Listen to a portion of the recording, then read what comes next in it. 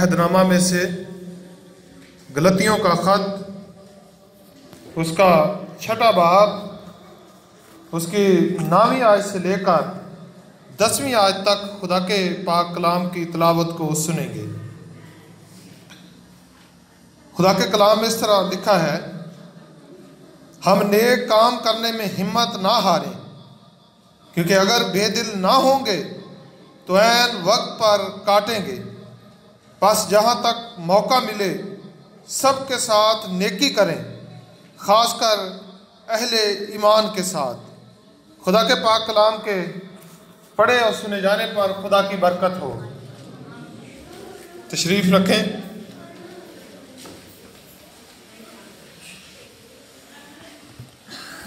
खुदा के पाक कलाम में से जो हवाला मेरी और आपकी रहनुमाई के लिए तलावत हुआ है, इसका मज़मून है कि हिम्मत ना हारें। बाज़-औक़ात इंसान इस दुनिया में ज़िंदगी गुजारते गुजारते थक जाता है, लोगों की बातें सुनते सुनते थक जाता है, और बाज़-औक़ात इंसान काम करते करते थक जाता है। बाज़-औक़ात मुसलसल लोगों की बेमुरवती बर्दाश्त करते करते थक जाता है। बाज़-औक़ात इंसान लोगों की बेवफाई को बर्दाश्त करते करते थक जाता है। बाज़-औक़ात इंसान लोगों के जुल्म को बर्दाश्त करते करते थक जाता है, और जब इंसान थक जाता है तो नाउमीद हो जाता है। इंसान समझता है कि मैं शायद जुल्म के लिए ही पैदा हुआ हूँ। इंसान समझता है कि मैं शायद बेइंसाफ़ी के लिए ही पैदा हुआ हूँ। इंसान समझता है कि मैं शायद दुख बर्दाश्त करने के लिए ही पैदा हुआ हूँ। और कभी कभी इंसान इस कदर नाउमीदी और मायूसी की हालत में चला जाता है कि वो अपनी ज़िंदगी से तंग आ जाता है और अपनी ज़िंदगी से जान छुड़ाना चाहता है, और बाज़ लोग खुदकशी तक पहुँच जाते हैं। बाइबल मुकद्दस में लिखा है कि हम नेक काम करने में हिम्मत ना हारें। हमारी ज़िंदगी में कुछ लम्हात ऐसे आते हैं कि हम दूसरों के साथ हमेशा भलाई करते रहते हैं, हम दूसरों के साथ नेकी करते रहते हैं, हम दूसरों के साथ अच्छा सलूक करते रहते हैं, लेकिन मुसलसल उस अच्छाई, उस नेकी और उस भलाई के बदले में हमें जो जवाब मिलता है वो हमेशा बुराई में जवाब मिलता है। हमेशा जुल्म और नाराज़गी के वजह से हमें जवाब मिलता है, और इंसान थक जाता है और कहता है कि बस मुझसे अब नेकी नहीं होती, बस मुझसे अब रहम नहीं होता, बस अब मुझसे अच्छे काम नहीं होते। मुझे हमेशा अच्छाई के बदले में बुराई का जवाब मिलता है, नेकी के बदले में बदी का जवाब मिलता है, और हमेशा अच्छा काम करने के बदले में बुरा सलूक मुझे देखने को आता है और बर्दाश्त करने को आता है। बाइबल मुकद्दस में से आज सीखेंगे कि अगर हम हिम्मत ना हारेंगे तो फिर हमारे साथ क्या सलूक होगा।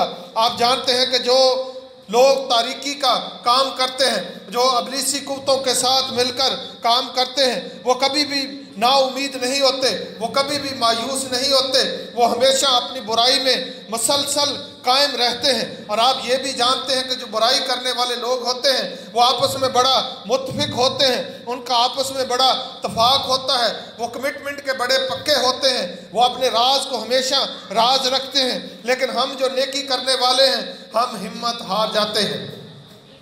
बाइबल मुकद्दस बताती है कि अगर हम हिम्मत ना हारेंगे तो ऐन वक्त पर काटेंगे। इसलिए ज़िंदगी में याद करें कि अगर आप अच्छी फसल काटना चाहते हैं तो आप हिम्मत ना हारें, आप मायूस ना हो, आप नाउमीद ना हो।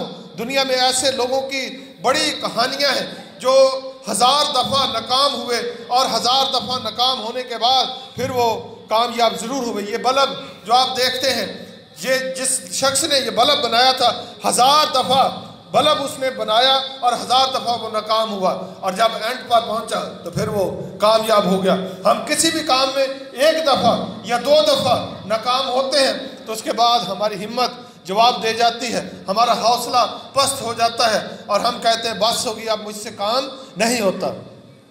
जो बच्चे स्कूलों में पढ़ते हैं 1 दफ़ा फेल हो जाए घर से ताने मिलते हैं, घर से बहुत सारी बातें सुनने को मिलती हैं, दोस्त सहेलियां ताने देते हैं, और जब ताने मिलते हैं तो आदमी हिम्मत हार जाता है। अगर कोई बेटी है तो वो भी हिम्मत हार जाती है।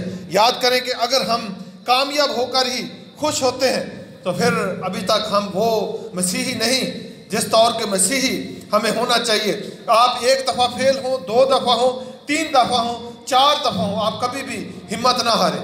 जब आप हिम्मत हार जाते हैं तो फिर खुदा इससे खुश नहीं होता।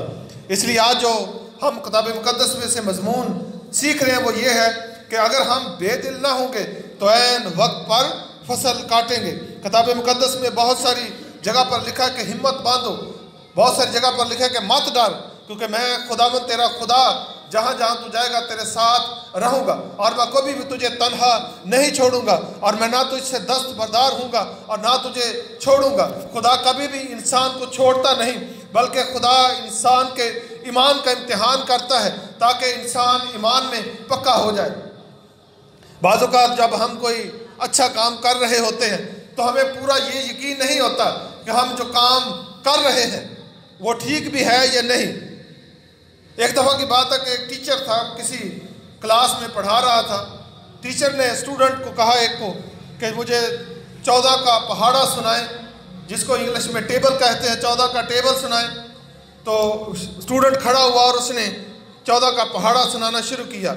तो जब वो सुनाते सुनाते दरमियान में पहुंचा तो उस्ताद ने कहा कि अपनी बकवास बंद करो और बैठ जाओ। वो बेचारा चुप करके सहम के बैठ गया। एक और स्टूडेंट ने कहा कि मैं सुनाता हूँ। वो उसने सुनाना शुरू किया, वो सुनाता गया।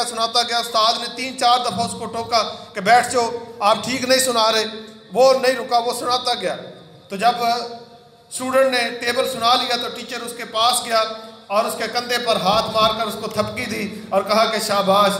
दूसरे स्टूडेंट ने शिकायत की कि सर मैं भी तो यही कुछ सुना रहा था, मुझे तो आपने डांट कर बैठा दिया, इसी ने भी वही सुनाया है और इसको आपने शाबाश दी है। टीचर ने कहा कि आप सुना ठीक रहे थे, लेकिन आपको यकीन नहीं था कि आप जो कुछ सुना रहे हैं वो ठीक है, और इसको यकीन था कि जो कुछ वो सुना रहा है वो ठीक है। बाज़ औक़ात जब हम कोई अच्छा काम कर रहे होते हैं हमें यही तसल्ली नहीं होती कि हम अच्छा काम भी कर रहे हैं या नहीं कर रहे। दूसरे नंबर पर हमें ये भी तसल्ली नहीं होती कि हाँ ये काम ठीक भी है या नहीं ठीक। इसलिए जब भी आप कोई अच्छा काम शुरू करते हैं पहले नंबर पर अच्छे तरीके से तहकीक करके, अच्छे तरीके से गौर व फिक्र करके, सोच समझ कर अच्छे काम को शुरू करें। और जब आप अच्छे काम को शुरू कर लेते हैं तो उसके बाद आपको ये कॉन्फिडेंस होना चाहिए, आपको ये यकीन होना चाहिए कि जो कुछ मैं कर रहा हूँ वो ठीक है, और किसी के कहने पर आप फिर ना रुकें। क्योंकि इस दुनिया में बहुत सारे लोग ऐसे हैं जो हमारे हौसलों को पस्त करते हैं, जो हमें नाउम्मीद करते हैं, जो हमारी हिम्मत को कम करते हैं, जो हमारे हौसलों को पस्त करते हैं ताकि हम आगे ना बढ़ सकें। इसलिए याद रखें कि जब भी हम कोई नेक काम करते हैं तो उसमें बेदिल ना हो, क्योंकि बाइबल मुकद्दस में लिखा है कि अगर हम बेदिल ना होंगे तो ऐन वक्त पर काटेंगे। इसलिए ज़रूरी है कि हम जो काम करते हैं पहले नंबर पर अच्छे तरीके से तसल्ली कर लें, और फिर जब नेकी का काम शुरू करते हैं तो फिर उसमें नाकामियाँ और मुश्किलात और तकलीफ़ें आना बहुत ज़रूरी है। आपको पता है कि मर्द खुदा मूसा बनी इसराइल को मिस्र की ग़ुलामी से निकाल कर लाया, और बनी इसराइल मिस्र की ग़ुलामी में तकरीबन 400 वर्ष रहकर आए, और जब वो वहाँ से निकले तो रास्ता में बियाबान और जंगल में से गुजरना पड़ा, रेत में से गुजरना पड़ा, भूख का सामना करना पड़ा, प्यास का सामना करना पड़ा, बड़ी मुश्किलात का सामना करना पड़ा। और बनी इसराइल बुड़बड़ाने लगे और शिकवे और शिकायत करने लगे और मूसा से कहने लगे कि हम तो मिस्र ही में अच्छे थे, हम वहाँ ठीक थे, हम वहाँ पर गोश्त खाते थे, हमें मुफ्त में मछलियाँ मिलती थी, और बहुत सारी चीज़ों को याद कर करके वो रोते थे, क्योंकि वो हिम्मत हार चुके थे।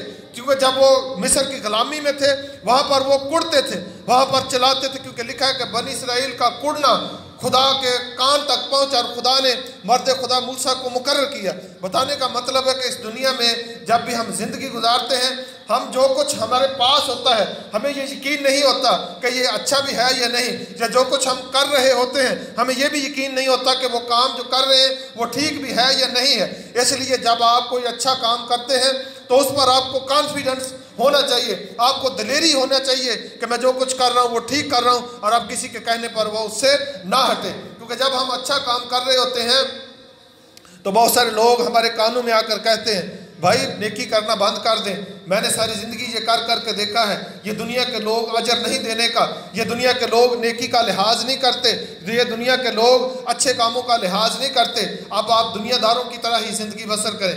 ऐसी आवाज़ें हमारे कानों में पड़ती हैं, लेकिन इन आवाज़ों पर कान न लगाएं, बल्कि आप हमेशा ईमान के बानी और कामल करने वाले यस्सु को तकते रहें। अगर आप अबरानियों के ख़त के 12वें बाब की 3री आयत को पढ़े तो वहाँ पर, बल्कि मैं 2री आयत से पढ़ूंगा, तो लिखा है कि ईमान के बानी और कामल करने वाले यस्सु को तकते रहो, जिसने उस खुशी के वास्ते जो उसकी नज़रों के सामने थी शर्मिंदगी की परवाह ना करके सलीब का दुख सहा और खुदा के तख्त की दाहिनी तरफ जा बैठा, ताकि वो तुम्हें एक नमूना दे, ताकि तुम बेदिल होकर हिम्मत ना हारो। तुमने गुनाह से लड़ने में अब तक ऐसा मुकाबला नहीं किया जिसमें खून बहाया हो। यीशु मसीह ने सलीब तक खुदा की वफादारी की और हिम्मत नहीं आ रही, इसलिए हमारे पास एक मॉडल है, हमारे पास एक नमूना है, और हम हिम्मत ना हारें बल्कि दिलेरी के साथ जिस काम को लग जाए उसको पाया तकमील तक पहुंचा कर रहें। एक वाक़या आपको सुनाऊंगा। यूरोप में के ममालिक में एक शख्स था जिसका नाम बॉबी था। वो शख्स जब पैदा हुआ, पढ़ना शुरू किया, और जब उसने तालीम मुकम्मल की तो तालीम मुकम्मल करने के बाद वो अखबार वाले काम में शुरू हो गया। पहले रिपोर्टर भर्ती हुआ और बड़ा उसने काम किया, बड़ी मेहनत की, जान फशानी की, करते करते करते वो फैशन मैगज़ीन था यूरोप का एक, उसका चीफ एडिटर बन गया। और ये उसके कैरियर की मेराज थी, क्योंकि उस फैशन मैगज़ीन का एडिटर बनना बहुत बड़ी एजाज़ की बात होती थी। अब वो हफ्ता में 5 दिन काम करता था और 2 दिन अपनी बीवी बच्चों के साथ वक्त गुजारता था, और 2 दिन जो होते थे वो झीलों, दरियाओं और नहरों के किनारे जाकर बैठता और अपनी ज़िंदगी में खुशी मनाता था। एक दिन वो कुछ पढ़ रहा था और अपनी चेयर पर बैठा हुआ, उसके हाथ में किताब थी, और अचानक उसने उठने की कोशिश की, लेकिन उसका जिस्म जवाब दे गया और वो उठ ना सका। उसको अस्पताल लेकर गए और वो तकरीबन 20 दिन तक कोमे में रहा। 20 दिन के बाद उसकी एक आँख खुली और बाकी जिस्म जो था उसका सुन्न पड़ा हुआ था। ये एक फालज ऐसा होता है जिसमें सिर्फ आपकी आँख या आपके कान काम करते, बाकी सारा जिस्म जो है वो पैरालाइज हो जाता है, और उसके साथ भी इसी तरह हुआ। काफ़ी देर तक डॉक्टरों ने कोशिश की कि उसको बचाया जाए, उसको दोबारा उसकी असली हालत में लाया जाए, लेकिन डॉक्टर नाकाम रहे। डॉक्टर ने कहा कि सिर्फ अब यही हो सकता है कि ये एक आँख से देख सकता है और अपने कानों से सुन सकता है। उसको घर ले गए और उससे पहले उसने एक किताब लिखना शुरू की थी, और उसने कहा था कि ये किताब मैं इसलिए लिख रहा हूँ ताकि दुनिया में मेरा नाम कायम रहे।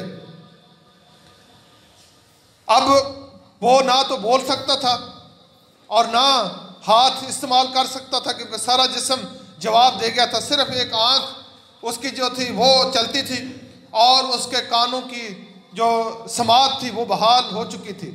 उसकी बीवी को याद आया कि मेरे शौहर ने किताब लिखने का फ़ैसला किया था, कुछ लिखी है और बाकी अभी रहती है, तो क्यों ना इस किताब को लिखा जाए ताकि वो शख्स अपनी ज़िंदगी की ख्वाहिश को पूरा कर सके। उसने उसको बताया कि हम इस किताब को लिखेंगे, और उन्होंने आपस में बात करने का तरीका ईजाद कर लिया। जिस बात पर वो भी आँख कि पलक जो था वो इसको हिलाता था, उसका मतलब यस होता था या हाँ होता था। अब उसकी बीवी ने एक कंप्यूटर पर जो टाइप करने वाला शख्स है उसको हायर किया, और जब उसको हायर किया तो उसके सामने कीबोर्ड रखा जाता था, और सब जो बटन होते थे ABC के जितने भी, जिस बटन पर हाथ रखते और वो आँख की पलक झमक देता था उसका मतलब यस होता था। उसने सब पर बटनों पर हाथ रखे, एक पर उसने क्लिक किया और ये यस हो गया। अब बारी बारी वो सब बटनों पर हाथ रखते ABC के, और इसी तरह वो पहले हरफ और फिर वो लफ्ज़ बन जाते। इस तरह उन्होंने 1 साल तक इसी तरह मुसलसल करते रहे, और फिर वो फ़िक्रे बनते गए, फिर फ़िक्रों के बाद पेज बनते गए, और पेजों के बाद वो किताब बन गई। अब एक आँख के पलक के हरकत करने से उस शख्स ने किताब लिख ली। और जब उसने किताब मुकम्मल की, किताब उसकी बीवी मार्केट से लेकर आई, तो बॉबी जो था वो अपनी आँख की पलक को ज़ोर ज़ोर से हिलाने लगा। तो उसकी बीवी ने समझा कि ये अब तालियां बजाना चाह रहा है, और उसकी बीवी ने तालियां बजाई। और जब उसकी बीवी ने तालियां बजाई और उसने खुशी मनाई, और उसके बाद उसका दम निकल गया और वो जहान फ़ानी से रहलत कर गया। मैं आपको बताने की कोशिश ये कर रहा हूँ कि अगर कोई शख्स ठान ले कि मैंने कुछ करना है, तो वो अपनी एक आँख की पलक से भी किताब लिख सकता है। हमारे पास तो बहुत कुछ है, हमारी आँखें दुरुस्त हैं, हमारे कानों की समात ठीक है, हम अपनी ज़बान से अपने ख्यालात का इजहार कर सकते हैं, हम अपने पाँव पर चल कर किसी जगह पर जा सकते हैं, हम जो कुछ चाहते हैं अपने हाथ से लिख लेते हैं, हम जो कुछ चाहते हैं वो अपने हाथ से खा लेते हैं। तो हमें खुदा का कितनी बार शुक्र अदा करना चाहिए। दुनिया में बहुत सारे ऐसे लोग आपको मिलेंगे जो अपनी नाकामी का हमेशा दूसरे को मुजरम ठहराते हैं। बाइबल मुकद्दस का अगर मुतालिया करें, दुनिया की किताबें पढ़कर देखें, तो हमेशा इस दुनिया में बसने वाले लोग अपनी नाकामी का दूसरे को मुजरम ठहराते हैं। अगर पूछा जाए कि आप क्यों फेल हो गए हैं, तो बेटी ने कहना कि जी अम्मी तो सारा दिन मुझे काम कराती रहती थी इसलिए मैं फेल हो गई। बेटे से पूछे कि आप क्यों फेल हो गए, अब्बा तो मुझे हर वक्त डांटता ही रहता था इसलिए मैंने पढ़ा ही नहीं तो मैं फेल हो गया। यानी इंसान हमेशा अपनी नाकामी का दूसरे को मुजरम ठहराता है, कभी भी इंसान अपनी नाकामी को तस्लीम नहीं करता। और दुनिया में ऐसे लोगों की तारीख भरी पड़ी है जो जिनके हाथ नहीं, जिनकी टांगें नहीं हैं, जिनकी आंखें नहीं हैं, लेकिन उन्होंने बड़े बड़े कारनामे अदा किए हैं। इसलिए आप अगर चाहें तो कुछ भी कर सकते हैं, सिर्फ आपको हिम्मत बांधनी है। और जब हम हिम्मत बांध कर किसी काम को शुरू हो जाते हैं तो ज़रूर पाया तकमील तक पहुंच जाते हैं। एक खुदा का खादम था जो खिदमत करता था और काफ़ी अरसा तक खिदमत करता रहा। उसका एक्सीडेंट हुआ और यहाँ तक वो नाकाम हो गया कि हाथ चले गए, टांगें चली गई और सारा जिस्म जो था वो उसका जाता रहा। सिर्फ उसका मुंह जो था और टांगों से ऊपर का जो हिस्सा था ये बचा था। और वो बड़ा नाउमीद और मायूस हुआ, दुआ की कि खुदावंद मेरे साथ क्या हुआ, मैं तो तेरी अच्छी खासी खिदमत कर रहा था। उसके दिल में एक जज्बा पैदा हुआ कि मैं कुछ लिखूं ताकि लोग उसके वसीला से खुदावंद यीशु मसीह को पहचान सकें, लोग यीशु मसीह तक रसाई हासिल कर सकें। उसने एक मैगजीन था उसमें कॉलम लिखना शुरू किया, और कॉलम जब वो लिखता था तो अपने हाथ उसके नहीं थे, ख़त्म हो चुके थे, वो अपने मुंह में कलम डालता और मुंह में इस तरह कलम डालकर वो लिखता रहा। और जब वो उसका कॉलम जो था वो मुकम्मल हो जाता तो अखबार वाले आते और उसका कॉलम लेकर जाते, और उसके कॉलम के पढ़ने की वजह से हज़ारों की तादाद में लोगों ने यीशु मसीह को कबूल किया। मुंह से उसने अपने मुंह में कलम रखकर वो कॉलम लिखा था, और जब वो काफ़ी देर तक कॉलम लिखता रहा तो उसके कॉलम लिखने की वजह से जितने लोगों ने पढ़ा, बहुत सारे लोगों ने खुदाबंद यीशु मसीह को कबूल कर लिया। मैं आपको बताने की जो जुस्तजू कर रहा हूँ वो ये है कि अगर हम चाहें तो बहुत कुछ कर सकते हैं, ना चाहें तो सारी की सारी ज़िंदगी हम वैरान कर सकते हैं। मैंने अपनी ज़िंदगी में जो देखा है, जब लोग मरने के करीब होते हैं तो फिर वो कहते हैं कि खुदावंद हमें एक दफ़ा सेहत और तंदुरुस्ती दे दे, अब जो तुझे मुझे वक़्त देगा वो मैं तेरे काम के लिए खर्च करूँगा। ऐ खुदावंद तू मुझे बहाल कर दे, अब मैं दुआ में वक्त गुजारा करूँगा। ऐ खुदावंद अब मुझे तू बहाल कर दे, अब मैं सिर्फ तेरा कलाम ही पढ़ा करूँगा और हमेशा तेरे साथ मुखलस और वफादार रहकर चलूँगा। लेकिन जब वक़्त होता है, वक़्त को ज़ाया किया जाता है, जो हिम्मत होती है उसको इस्तेमाल नहीं किया जाता, और इंसान अक्सर बेशतर और सारी ज़िंदगी अपनी नाउमीदी और मायूसी में गुजार देता है। इससे बड़ा और क्या सबूत हो सकता है कि खुदा ने इंसान को अपनी सूरत पर बनाया है। खुदा की इससे ज़्यादा और मोहब्बत क्या हो सकती है। हम जब कोई चीज़ बनाते हैं, हमारी ये कोशिश होती है कि जिस तरह का मैंने काम किया है इस तरह का कोई और काम ना कर सके। इंसान होते हुए, क्योंकि इंसानी ज़िंदगी में खुदगर्जी और लालच कूट कूट कर भरा हुआ है, इंसानी फितरत में ये बात रच बस चुकी है, और इंसान चाहता है कि जो कुछ मैंने किया, जैसे मैंने किया, कोई शख्स इस तरह का काम ना कर सके। और खुदा ने अपनी मोहब्बत हमारे ऊपर ऐसी जाहिर की है कि जैसा खुदा खुद था वैसा खुदा ने इंसान को बनाया। यह खुदा की उत्तम मोहब्बत है। जब इंसान नाउमीद होता है, जब इंसान मायूस होता है, तो उसको एक बात याद कर ले कि खुदा ने मुझे अपनी सूरत पर बनाया है, इससे ज़्यादा और खुदा क्या इंसान के लिए करे। दूसरी बात कि खुदा ने इंसान को तमाम ज़मीन पर इख्तियार बख्शा है। तमाम जानवर, तमाम चीज़ें जितनी ज़मीन पर हैं, इंसान का मुकम्मल उन पर इख्तियार है। कोई भी चीज़ इंसान को देखती तो ज़रूर डर जाती है। कितना भी बड़ा दरिंदा है, सांप है, कितने भी दश्ती जानवर हैं, जब इंसान को देखते हैं तो ज़रूर एक दफ़ा डर जाते हैं। इंसान का दहशत और इंसान का रौब तमाम मखलूक़ात पर है। और बाइबल मुक़द्दस में अगर आप पढ़ें पौलुस रसूल के ख़तों को, तो लिखा हुआ है कि हम फरिश्तों का इंसाफ करेंगे। ये मुक़द्दस लोगों की बात है। मुक़द्दस लोग क्या करेंगे? फरिश्तों का इंसाफ करेंगे। और खुदा ने इंसान को फरिश्तों से अफजल बनाया है। इसलिए याद रखें कि हम किसी से कमतर नहीं हैं। हमें खुदा ने अपनी सूरत और अपनी शबीह पर बनाया है।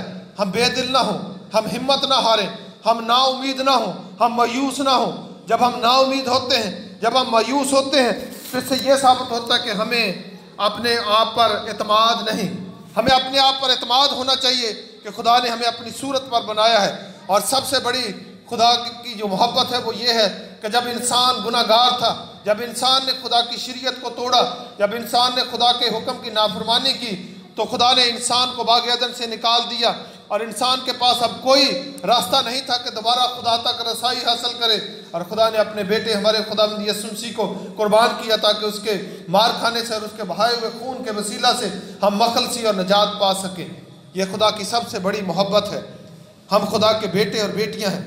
आपको पता है, कोई भी जब किसी महकमे में बड़ा अफसर होता है तो उसके बारे में जब कोई बातचीत होती तो हम बड़े फ़ख्र के साथ कहते हैं वो हमारा रिश्तेदार है, वो हमारा भाई है, वो हमारी बहन है, वो हमारा बच्चा है। हम बड़े फ़ख्र के साथ अपना तल्लुक़ उसके साथ जोड़ते हैं। क्यों जोड़ते हैं? कि वो आला अफसर है। तो खुदा ने हमें बेटे और बेटियां होने का दर्जा बख्शा है। हमारे लिए ये फ़ख्र की बात है, हमारे लिए ये इज़्ज़त की बात है। इसलिए कभी भी नाउमीद ना हो, कभी भी मायूस ना हो, नेकी करते करते थक ना जाएं, बल्कि मसलसल करते रहें। शैतान की ये कोशिश होती है कि वो हमें बेदिल करता है, वो हमें हमारे हौसलों को पस्त करता है। लेकिन अगर हम ईमान पर कायम रहेंगे तो ज़रूर हम वक्त पर फसल को काटेंगे। बाइबल मुक़द्दस में क्या लिखा हुआ है? हम नेक काम करने में हिम्मत ना हारें, क्योंकि अगर बेदिल ना होंगे तो ऐन वक्त पर काटेंगे। बस जहाँ तक मौका मिले सबके साथ नेकी करो, जहाँ तक मौका मिले सबके साथ नेकी करो। दुनिया का दस्तूर है कि जो हमारे साथ नेकी करेगा हम उसी के साथ करेंगे। दुनिया का दस्तूर है कि जो हमारे साथ अच्छाई करेगा हम उसी के साथ अच्छाई करेंगे। दुनिया का दस्तूर है कि जो हमारे साथ भलाई करता हम उसी के साथ भलाई करेंगे। लेकिन बाइबल मुक़द्दस की जो तालीम है उसमें लिखा हुआ है कि सबके साथ नेकी करो, ख़ासकर अहले ईमान के साथ। जो अहले ईमान है, यानी जो खुदावंद यीशु मसीह पर ईमान रखते हैं, उनकी कदर किया करें। जिस तरह हम अपने भाइयों की, अपनी बहनों की कदर करते हैं, उसी तरह हमें अहले ईमान की कदर करना चाहिए, क्योंकि खुदावंद यीशु मसीह के खून से खरीदे हुए लोगों की कदर करना ज़रूरी है।